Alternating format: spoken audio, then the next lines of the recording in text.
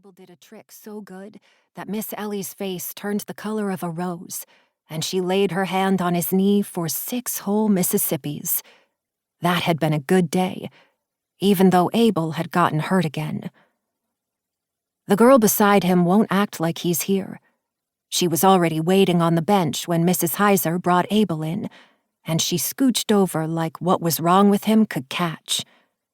Abel thinks she's a 3rd grader, then amends that when he spots the report card jacket on her lap. 4th grader now. Shouting from the office down the hall. Abel leans his head forward some to see, though not so far as to risk a toppling. Principal Rexroad's door is still shut. He sighs and scratches at the cast on his right arm.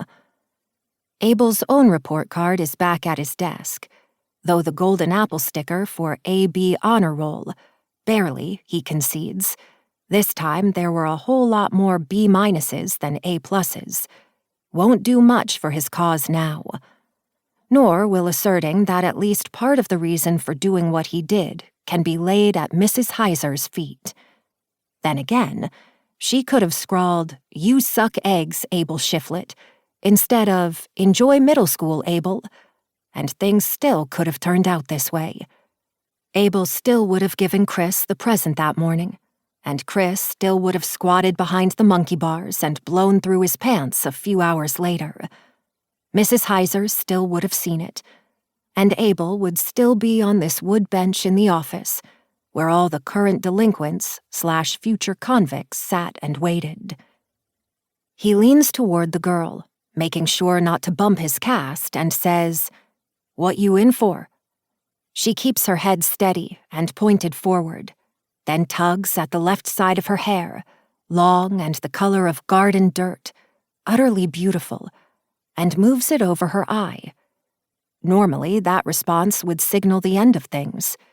Yet if Abel has learned nothing else this day, other than never to carry out a plan, even a perfect one, when the morning train promises ill luck, it is that the last day of school provides a unique opportunity to do those things one would otherwise never attempt. "You hear what happened?" He cocks his thumb, the good one, down the hall to where the shouts are coming from. "All that's 'cause of what I did." The girl doesn't look his way, won't, but whispers, "Leave me alone," in an angry voice that sounds anything but a 3rd, 4th grader's. She scoots even more, stopping only when her body meets the armrest. Even more hair covers her face now, though Abel can see she is pretty in a way that will one day place her far from his grasp. Chris Jones says the only sort of woman Abel will ever marry is someone like the lunch lady, who has a lazy eye and 4 black hairs growing from a mud-colored mole on her forehead. The girl is wearing blue jeans that look new, and tennis shoes that lie flat on the carpet. Abel looks down at his own shoes, a ratty pair of knockoffs his mama plucked from the bargain bin last summer. They dangle far above the carpet like dead things. He scoots down until his toes touch the floor, wincing as the wood cuts into his back and neck. His arm is itching bad now, just below the elbow, where dumb Willie wrote W-I-L-E in scrawling orange letters. "Hey." No response. "Hey, you got a pencil?" "Go away." "I can't. I got in trouble. You hear what I did?" He reaches into his pocket and then out with a motion quicker than required, given the girl isn't paying attention. "You got a pencil?" he says again. "I'll pay you for it."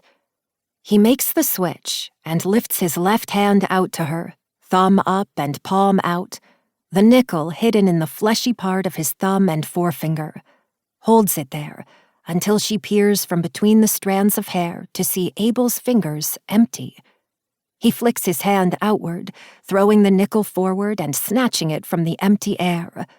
Her full lips part as her eyes widen in a moment of glory, bringing a smile to Abel's face, before it begins to fade as the girl's gaze drifts from his hand to the rest of him. The mop of blonde hair that cannot manage to hide his broad forehead, eyes